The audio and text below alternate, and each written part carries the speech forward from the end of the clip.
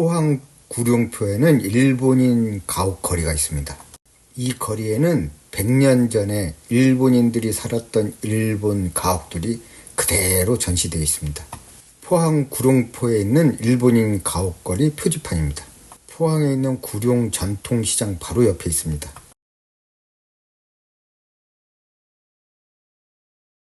여기가 구룡포에 있는 일본인 가옥거리 입구입니다. 전 여기를 우연히 오다 가다 들른 겁니다. 절대로 미리 알고 간 게 아닙니다. 그래서 더 신기했습니다. 포항에 이런 곳이 있는 줄 정말 몰랐습니다. 구룡포 공원으로 가는 돌 계단과 돌 기둥은 일본인들이 세웠답니다. 충혼각은 나중에 한국인들이 새겼다고 합니다. 저도 일본의 일제 강점기 시절 일본의 만행을 규탄합니다. 하지만 이런 유산은 남겨야 한다는 데 동의합니다. 100여 년 전의 구룡포 지도와 사진들입니다.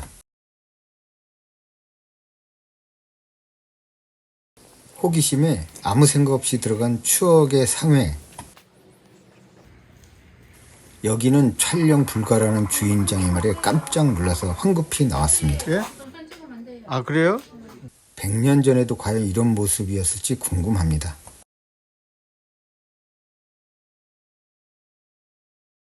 이곳은 지자체에서 구입하여 개방한 장소입니다. 1920년대 실제로 일본인이 살았던 집이라고 합니다. 관람객 인원이 한 번에 15명으로 제한되어 있습니다. 이 집 주인은 아마 일본인 중에서도 괜찮게 살던 사람들이었던 것 같습니다. 이렇게 마당에서도 안방이 보입니다. 단체 손님들이 해설사의 해설을 듣고 있었습니다. 저는 혼자서 건물 안을 둘러보았습니다. 실내에 100년 전 구룡포와 포항시 지도가 벽에 걸려 있었습니다. 1930년 구룡포 지도입니다. 1929년 포항시 지도입니다. 100년 전 일본인 가옥의 부엌 모습입니다. 가난한 일본 어부들이 포항 구룡포에 오게 된 내력과 사용하던 집기들이 전시되어 있었습니다. 가난한 일본 어부들이 구룡포에 온 것을 남미 정복자들이 황금 도시를 찾던 용어를 썼습니다. 엘도라도. 복도에서 내다본 마당입니다. 옛날 일본식 가옥의 복도와 방의 구조입니다. 일본식 다다미 방입니다. 이발기, 저울추, 도르래, 주전자 등이 전시되어 있습니다. 여기는 다리미, 차반, 전등, 갓, 주전자 등이 있습니다. 도자기로 만든 커다란 술통입니다. 커다란 들통과 카누타, 얼레 등이 있습니다. 문어나 낙지잡이용 항아리와 부표입니다. 어망추인 친시와 물통입니다. 일본식 가옥의 안방입니다. 안방 탁자에 마주 앉아있는 부부입니다. 주변에 벽시계, 선풍기, 전화기, 술병, 찻잔과 주전자 등이 보입니다. 2층은 다다미 방인데 출입 금지 구역이라 못 올라갔습니다. 외부에 있던 재래식 화장실을 철거해서 집 안으로 옮긴 거랍니다.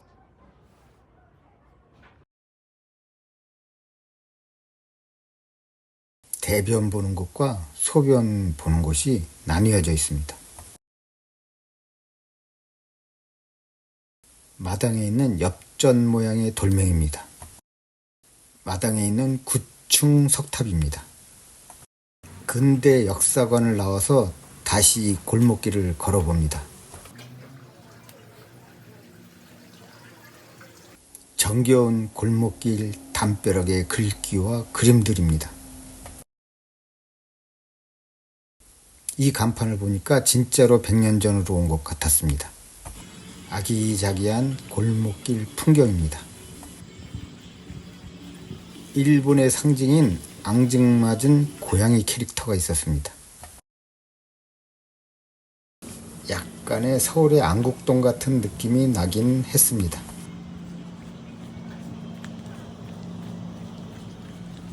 그런데 이런 것은 안국동엔 없는 겁니다. 일제강점기 때 우체통은 이렇게 생겼었나 봅니다. 이 일본인 가옥거리는 눈요기도 하면서 배고프면 실제로 배우기도 할 수 있는 곳입니다. 이곳에서 실제로 영화도 찍고 드라마도 찍었다고 합니다. 이곳은 일제강점기 때 지금의 나이트클럽 같은 곳이었나 봅니다.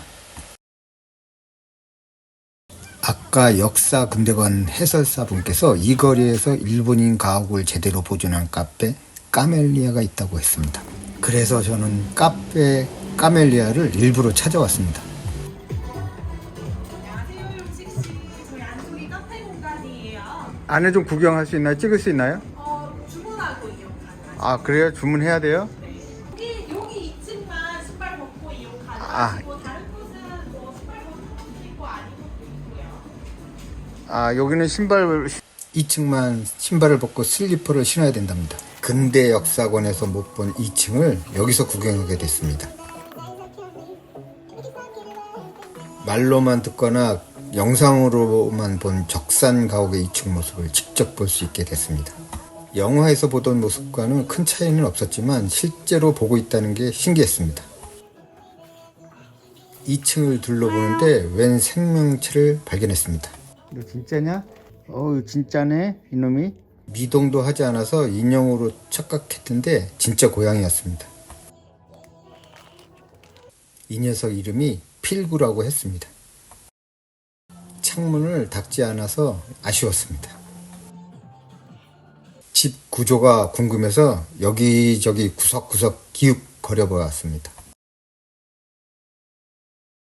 일본 가옥의 특징인 복도와 다다미 방이 인상적이었습니다. 이 집 주인은 아까 근대 역사관 집 주인보다 더 부자였던 것 같았습니다.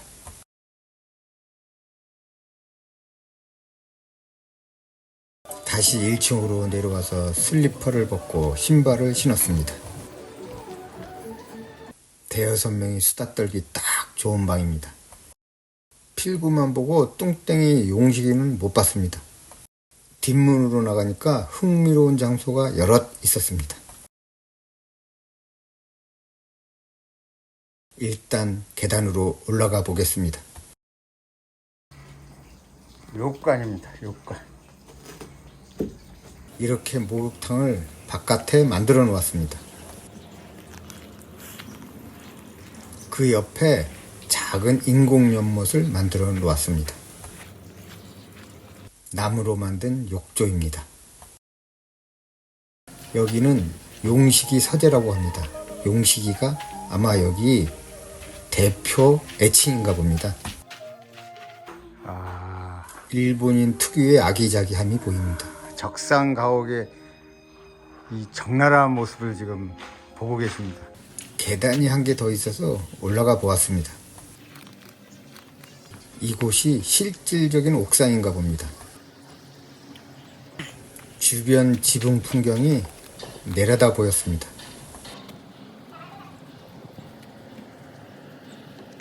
욕관이 내려다 보입니다. 그리고 대표님 용식이 집이 여기 있습니다. 용식이 집 실미아 식당. 다시 내려가 보겠습니다. 셀프 사진관입니다. 셀프 사진관 한 장에 2,000원. 여기 앉아서 카드 넣고 바로 결제됩니다. 이거 입고 찍어도 되고 여기 나온 사진들입니다. 바로 옆에 서점도 있었습니다. 이 서점은 입구 쪽 카운터 옆으로 바로 들어올 수도 있습니다. 이곳 2층엔 빈티지 집기들도 꽤 있었습니다. 옛날 전축과 화장 거울도 있고 고풍스러운 소파와 탁자 그리고 전화기도 있습니다. 그 그리고 나전칠기 가구와 골동품들. 여기도 일종의 카페 같았습니다.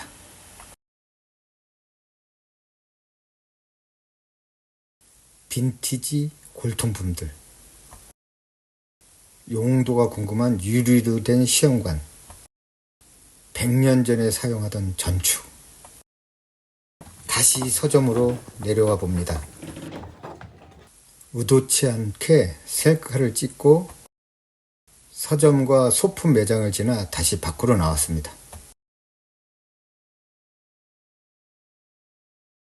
용식이를 닮은 뚱뚱한 고양이 인형과 느린 우체통에 넣을 편지를 쓰는 곳, 그리고 그 편지를 넣을 우체통. 동백꽃 필 무렵 촬영지 컨셉을 한껏 살린 카페입니다. 이 동백이 마을 카페 간판이 까멜리아입니다. 그런데 바로 그 옆에 또 다른 까멜리아 카페가 있었습니다. 그런데 주인이 다르다고 합니다. 왜 그런지 종업원에게 물어봤더니 잘 모른다고 했습니다. 그래서 그런지 동백이 마을 카페와는 분위기가 달랐습니다. 여기는 카페를 팔고 싶어 하는 것 같았습니다. 여기도 주문을 해야 둘러볼 수 있다고 해서 딸기 라떼를 시키고 둘러봤습니다. 여기도 2층이 있어서 2층부터 올라가 보았습니다. 2층 올라가는 계단이 바깥에 있었습니다.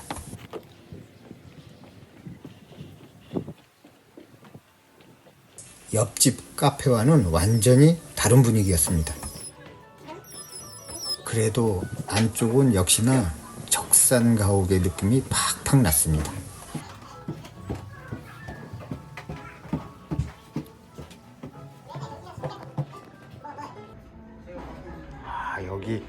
여기 창문은 깨끗이 닦아놔서 밖에 잘 보입니다.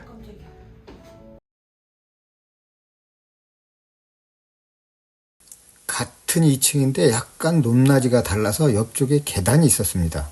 복층인가 봅니다. 젊은이 셋이 뭔가 작업 중이었습니다. 저는 2층 구조를 대충 살펴본 후 다시 내려왔습니다. 1층 매장으로 내려와서 딸기 라떼를 마신 후에 카페를 나왔습니다.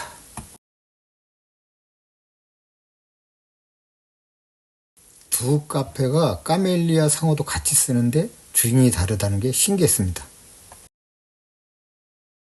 동백꽃 필 무렵과 일본인 가옥거리. 다음엔 포항의 호미곶으로 가봅니다. 호미곶, 동쪽에 뾰족하게 튀어나온 곳, 바로 그것이 호미곶입니다. 여기에 유명한 상생의 손이 있습니다. 저는 호미곶이 순수한 우리말인 줄 알았는데 한자어였습니다. 외국인 관광객을 의식한 디자인 같습니다. 2000년을 맞이하는 기념관입니다. 육지에 있는 게 왼손, 바다 쪽에 있는 게 오른손이라고 합니다. 이 솥은 국내가 아니라 세계에서 제일 큰 것 같은데 기네스북에 한번 신청해 보셨는지 모르겠네요.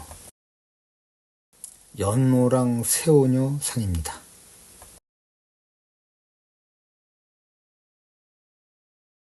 왼손 조각상 앞에서 셀카를 찍어 보았습니다. 이곳에 새천년을 맞이한 세 개의 불씨가 있습니다. 변산반도의 일몰불씨, 영일만 호미곶의 일출불씨, 그리고 독도와 남태평양 피지섬의 일출불씨. 세 개의 불씨가 유리상자 안에서 계속 타고 있습니다.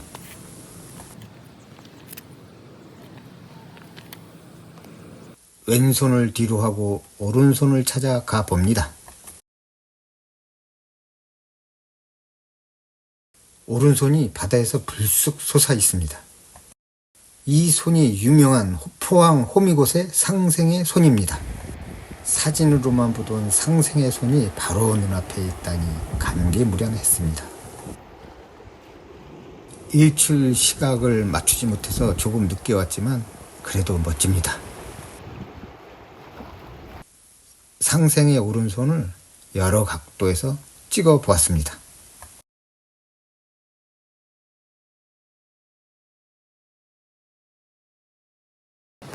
바닷가로 난 나무 데크 길을 따라 끝까지 가보았습니다.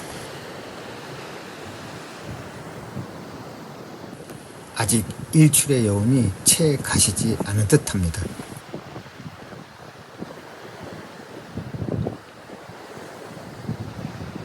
호미곶의 명물 돌문어입니다. 호미곶 해안 단구의 지질에 대한 설명입니다. 이 작품명이 희망의 해돋이랍니다. 포항 호미곶에서 정확히 해가 뜨는 방향 각도랍니다. 막다른 곳에서 주변을 둘러보았습니다.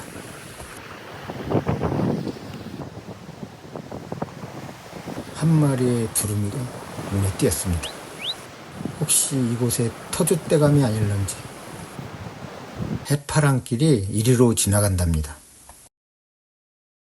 지금까지 본 영상을 끝까지 시청해 주셔서 감사합니다.